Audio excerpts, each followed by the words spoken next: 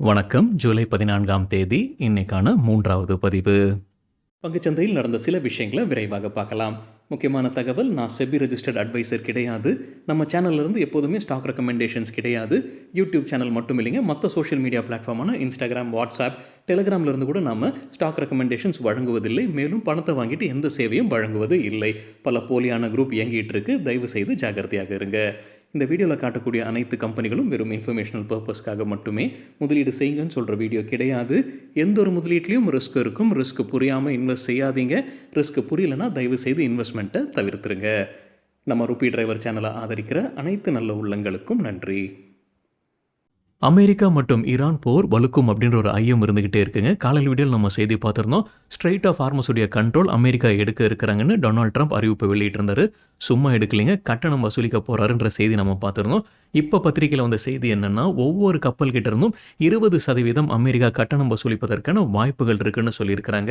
ஈரானுடைய foreign மினிஸ்டருடைய X தளத்தில் ஒரு பதிவிட்டிருக்கிறாரு. முதல் முறையாக அமெரிக்காவுடைய அதிபருக்கு ஆமாம்னு சொல்லியிருக்கிறாருங்க. அதாவது யாரு அந்த கப்பலின் பாதுகாப்பை உறுதி செய்கிறாங்களோ அவங்க கட்டணம் வசூலிக்கலாம். அது வேறு யாரும் அல்ல, ஈரான் தான் சொல்லியிருக்கிறார் ஈரான் ஃபாரின் மினிஸ்டர். அதாவது அந்த கண்ட்ரோல் அவங்க கைவசம் தான் இருக்குன்னு ஈரான் ஃபாரின் மினிஸ்டருடைய எக்ஸ் தளத்தில் பதிவிட்டிருக்கிறாரு. ஸோ இப்போ ஆக மொத்தம் கட்டணம் வசூலிக்கப்படும்ன்றது மட்டும் உறுதியாகுதுன்னு நினைக்கிறேன். அது யாரு, அமெரிக்காவா ஈரானா அப்படின்றது தான் தீர்மானமாக வேண்டியது இருக்கு போல தெரியுது. இப்போ அமெரிக்க அதிபர் ஈரான் பிளாக்கேட மறுபடியும் கொண்டு வந்திருக்கிறார். அவங்க பேச்சுவார்த்தை நடத்திய போது அந்த ஈரான் பிளாக்கேட அவங்க நீக்கி இருந்திருக்கிறாங்க அமெரிக்க அதிபர். இப்போ மறுபடியும் அதை கொண்டு வந்திருப்பதாக பத்திரிகையில் செய்தி வெளியாயிருக்கு. ஆயில் விலை இன்னைக்கு அதிகரிச்சிருக்கு. பிரெண்ட் க்ரூடுடைய விலை ஒரு பேரலுக்கு $85 மேலே போயிருக்கு. ஈரான் அமெரிக்கா அந்த பதற்ற சூழ்நிலை ஒரு முக்கிய காரணமாக இருந்திருக்கலாம். இன்னைக்கு ஏஷியன் மார்க்கெட்ஸ் பார்க்கும்போது ரெட்டில் தான் இருந்திருக்குங்க. ஜப்பானுடைய நெக்காய் 1.2% விழுந்தது நம்ம காலையில் டைமில். சவுத் கொரியாவுடைய காஸ்பியும் 2% விழுந்தது நம்ம காலையில் டைமில். நிஃப்டி 50 ஓப்பனிங்கில் 0.6% ரெட்டில் ஓப்பன் ஆயிருக்கு. இன்ட்ராடேயில் 0.7% வரைக்கும் விழுந்தது. இன்ட்ராடேன்னு சொல்லும்போது நம்ம 11:30 மணி அளவில் எடுக்கப்பட்ட டேட்டா. HCL டெக்னாலஜிஸ் நேற்று குவார்டர்லி ரிசல்ட் அறிவிச்சிருந்திருக்காங்க. இன்றைக்கி அதற்கான ரியாக்ஷனாக இன்ட்ராடேயில் 3% வீழ்ச்சியாக பார்த்துருக்கு. பொதுவாகவே மார்க்கெட் ரேட்டில் தான் இருந்திருக்குங்க. HCL டெக்னாலஜிஸும் 3% வீழ்ச்சியாக பார்த்துருக்கு. குவார்டர்லி ரிசல்ட்டுக்கு பிறகு புரோக்கிங் கம்பெனிஸ் HCL டெக்னாலஜிஸ்க்கு என்ன ரேட்டிங் டார்கெட் கொடுக்குறாங்க? JP மார்கன் தொடர்ந்து underweight rating. Target price முன்ன சொன்னது ₹1000, புது டார்கெட் 1060. இப்போ 1180 பக்கத்தில் ட்ரேட் ஆகிட்டு இருக்கு HCL டெக்னாலஜிஸ். நொமுரா தொடர்ந்து பை ரெக்கமெண்டேஷன். டார்கெட் ப்ரைஸை உயர்த்தி இருக்கிறாங்க. 1250 1290 உயர்த்தி இருக்கிறாங்க. மார்கன் ஸ்டான்லி தொடர்ந்து ஈக்குவல் வெயிட் ரேட்டிங். டார்கெட் ப்ரைஸை உயர்த்தி இருக்கிறாங்க. முன்ன சொன்னது 1105, புது டார்கெட் ₹1152. கோடெக் செக்யூரிட்டிஸ் தொடர்ந்து ரெடியூஸ் ரெக்கமெண்டேஷன். எதிர்பார்க்குற டார்கெட் ₹1200. இந்தியா அமெரிக்கா இடையே ஃப்ரீ ட்ரேட் எக்ரிமெண்ட்டில் பிரச்சனை ஏற்பட்டிருக்கு. இந்தியா நிராகரிச்சிருக்கிறாங்கன்ற ஒரு செய்தி வெளியிருக்குங்க. ராய்டர்ஸ் அவங்களுடைய எக்ஸ் தளத்தில் பதிவிட்டிருக்கிறாங்க. அமெரிக்கா இந்தியா ஃப்ரீ ட்ரேட் அக்ரிமெண்ட்டில் இந்தியா நிராகரிச்சிருக்கிறாங்க அப்படின்ற ஒரு செய்தி ராய்டர்ஸ் வெளியிட்டிருக்கிறாங்க. இது முற்றிலும் தவறான செய்தின்னு மத்திய அமைச்சர் பியூஷ் கோயல் தெரிவிச்சிருக்கிறாரு. அமெரிக்காவுடைய அம்பாசிடரும் இதை தெரிவிச்சிருக்கிறார். செர்ஜியோ காரும் இது ஃபேக் நியூஸ்னு அவருடைய எக்ஸ் தளத்தில் பதிவிட்டிருக்கிறாரு. காலையில் வீடியோவில் நம்ம ஒரு செய்தி பார்த்தோங்க. இந்தியாவுடைய ஜூன் மாதத்திற்கான இன்ஃப்ளேஷன் டேட்டா வெளியானது. 4.38% ஜூன் மாதத்திற்கான இந்தியாவுடைய ரீட்டைல் இன்ஃப்ளேஷன்.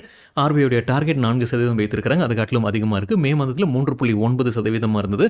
கடந்த 6 மாதத்தில் அதிகமான இன்ஃப்ளேஷன் ஜூன் மாதத்தில் வந்திருக்கு. இந்த செய்தி நம்ம காலையில் வீடியோவில் பார்த்துருந்தோம். இப்போ மாநில அளவில் ஸ்பிளிட் அப் வந்து NDTV ப்ராஃபிட்டில் கொடுத்துருக்காங்க. எந்த மாநிலத்தில் அதிகமான இன்ஃப்ளேஷன் இருக்குது, ஆர்பிஐ வைத்திருக்கக்கூடிய அந்த டார்கெட் பார்த்தீங்கன்னா அந்த 4% உள்ளார வரணும் அப்படின்றதுங்க. ஆனால் கிட்டத்தட்ட 50% மாநிலங்களுடைய இன்ஃப்ளேஷன் வந்து அந்த டார்கெட்டை காட்டிலும் அதிகமாக இருக்குது. கிட்டத்தட்ட 18 மாநிலங்களுடைய இன்ஃப்ளேஷன் அதை காட்டிலும் அதிகமாக இருக்குது. ஆர்பிஐ வைத்திருக்கக்கூடிய டார்கெட் காட்டிலும் அதிகமாக இருக்குது. எந்த மாநிலத்தில் அதிகமான இன்ஃப்ளேஷன்? தெலங்கானாவில் 6.36%. அவங்கள தொடர்ந்து ஆந்திர பிரதேஷ் மற்றும் புதுச்சேரியில் 5.39% இருக்குது இன்ஃப்ளேஷன். 5% மேலே இன்ஃப்ளேஷன் இருக்கக்கூடிய சில மாநிலங்கள் எவை? தமிழ்நாடு, ஒடிசா, மத்திய பிரதேஷ் மற்றும் அந்தமான் அண்ட் நிக்கோபார் ஐலாண்ட்ஸ். யாருக்கு குறைவான இன்ஃப்ளேஷன் இருக்குன்னு பார்க்கும்போது மிசோராம் 1.63%. அவங்கள தொடர்ந்து திரிபுரா, அருணாச்சல் பிரதேஷ், மேகாலயா, நாகாலாந்து, மணிப்பூர் மற்றும் டெல்லி. இவங்களுடைய இன்ஃப்ளேஷன் எல்லாமே 3%க்கு குறைவாக இருக்குது. ஐடிபிஐ பேங்க் இன்னைக்கு கலக்கி இருக்கிறாங்க. இன்ட்ராடேல 4% அதிகரித்தது. மணி கண்ட்ரோல் ஒரு தகவல் கொடுத்திருக்கிறாங்க. அரசுடைய டிஸ்இன்வெஸ்ட்மென்ட் ப்ராசஸ் மறுபடியும் துவங்க இருக்கு. அதற்கான மீட்டிங்ஸை மத்திய அரசு நடத்தி இருக்கிறாங்கன்ற செய்தி மணி கண்ட்ரோல்ல கொடுத்திருக்கிறாங்க. மத்திய அரசு, எல்ஐசி 2 பேரும் இணைந்து கிட்டத்தட்ட 95% ஸ்டேக் ஐடிபிஐ பேங்க்ல வைத்திருக்கிறாங்க. 60% ஸ்டேக் கிட்டத்தட்ட விற்பனை செய்ய முடிவு செய்திருந்தாங்க.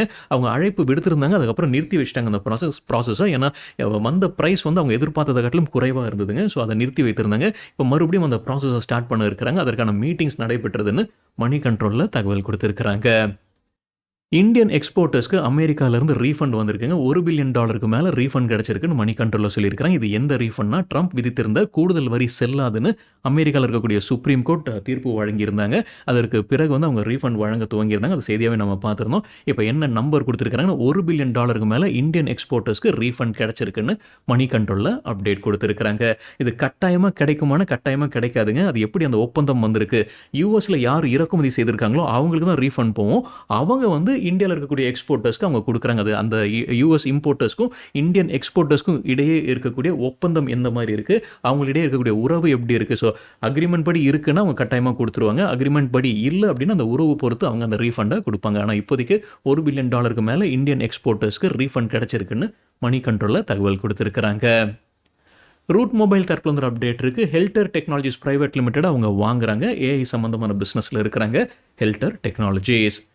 டாடா மோட்டார்ஸ் பேசஞ்சர் வெஹிக்கிளுக்கு மெக்வாரி ரேட்டிங்கை அப்கிரேட் பண்ணியிருக்கிறாங்க. நியூட்ரல்லேருந்து அவுட் பர்ஃபார்மாக உயர்த்தி இருக்கிறாங்க. எதிர்பார்க்குற டார்கெட் 381, முன்ன சொன்னது 367, இப்போ 336 பக்கத்தில் ட்ரேட் ஆகிட்டு இருக்கு Tata Motors passenger vehicle. Welspun corporation இன்னைக்கு இன்ட்ராடேல நல்லா பர்ஃபார்ம் பண்ணியிருக்காங்க. 5% அதிகரித்தது. புதிதாக அவங்களுக்கு கான்ட்ராக்ட்ஸ் கிடைச்சிருக்கு.